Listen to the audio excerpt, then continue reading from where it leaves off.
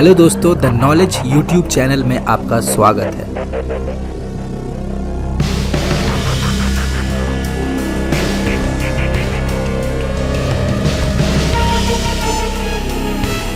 क्या संभव है और क्या असंभव ये देखना आपका नहीं, प्रकृति का काम है। आपका काम है मनचाही चीज पाने के लिए मेहनत करना। धरती पर जो अब तक नहीं हुआ वो कल हो सकता है। कोई काम किए बिना भी आप वो बना सकते हैं जो आप चाहते हैं। तो जीवन को अगर आपके हिसाब से चलना चाहिए तो सबसे पहले आप कैसे सोचते हैं और विचार प्रक्रिया में कितनी ऊर्जा है, इससे तय होगा कि आपका विचार सच्चाई बनेगा या सिर्फ एक विचार ही रहेगा। लॉ ऑफ अट्रैक्शन को अगर हम अच्छे तरह से समझ जाते हैं तो हमारे जितने भी असंभव लक्ष्य हैं जिसके बारे में हम सोचते रहते हैं उसे बहुत आसानी से पा सकते हैं। इसीलिए इसे समझना बहुत ज़रूरी है अपने सपनों को साकार करने के लिए। ये आकर्षण के नियम को हमें कैसे अपने जीवन में उपयोग करना है, आइए पहले अच्छी तरह से इसे समझ लेते हैं। मैं आपको एक छोटी सी घटना के बारे में बताता हूँ। एक गुरु का एक शिष्य आकर्षण के नियम को जानने के लिए बहुत परेशान था।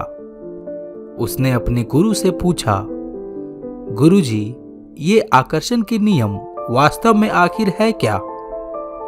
मुझे इसका ज्ञान दीजिए। तो गुरु ने मुस्कुराते हुए इसका उत्तर दिया कि हम जिस पदार्थ या वस्तु को चाहते हैं वह हमारी तरफ खींची चली आती है। ये बात जानने के बाद उस शिष्य ने एक प्रयोग किया। उसने एक बर्तन में पानी भरकर बाहर रख दिया और पूरी शक्ति से सोचने लगा कि यह पानी भाप बनकर उड़ जाएगी।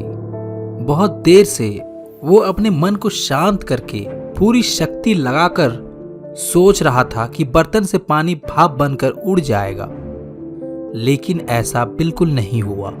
वो फिर तुरंत अपने गुरु के पास गया और बोला, गुरुजी, ये जो आपने आकर्षण का ज्ञान मुझे दिया है ये तो काम नहीं किया।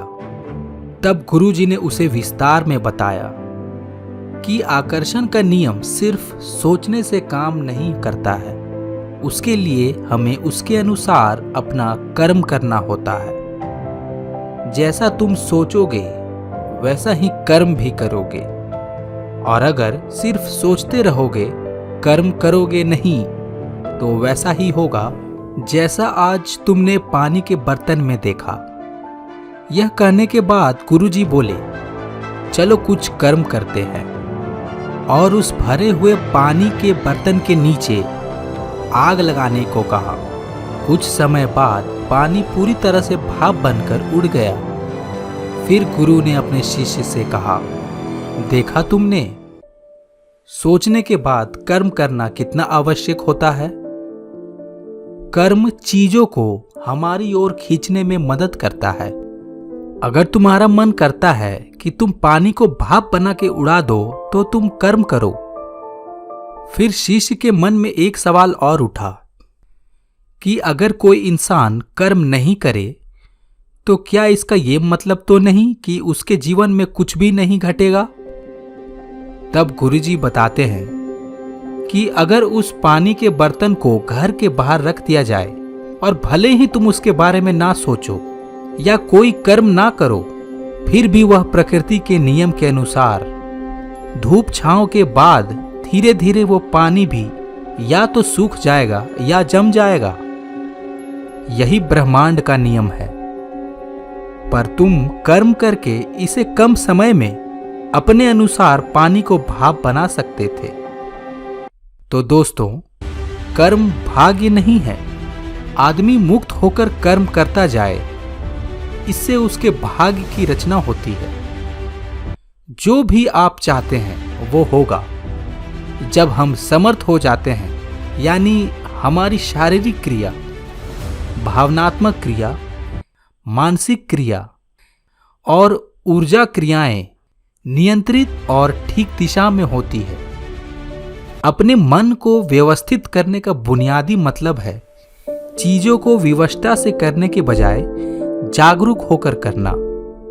आपने ऐसे लोगों के बारे में भी सुना होगा जो कुछ मांगते हैं और सभी मांगे उनकी पूरी भी हो जाती है। आमतौर पर ऐसा उनके साथ होता है जो श्रद्धा रखते हैं और कर्म भी करते हैं श्रद्धा से। हर दिन सुबह अगर आप दिन की शुरुआत अपने मन में एक सरल सोच के साथ करें कि आज मैं जहां भी जाऊंगा एक शांतिपूर्ण, प्रेम और आनंदमय दुनिया बनाऊंगा। अगर आप दिन में 100 बार भी गिरते हैं तो क्या फर्क पड़ता है? एक प्रतिबद्ध आदमी के लिए विफलता जैसा कुछ नहीं होता है। अगर वो 100 बार गिरता है तो उसे 100 सबक भी सीखने को मिलते हैं। अगर आप खुद को वाकई में कुछ अच्छा बनाने के लिए प्रयास करते हैं तो आपका मन व्यवस्थित हो जाता है। जब आपका मन व्यवस्थित हो जाता है तब आपकी भावना व्यवस्थित हो जाएगी और भावना का संबंध विचार से है। जब आपकी विचार और भावना संगठित हो जाती है तो आपकी ऊर्जाएं उसी दिशा में व्यवस्थित हो जाएगी।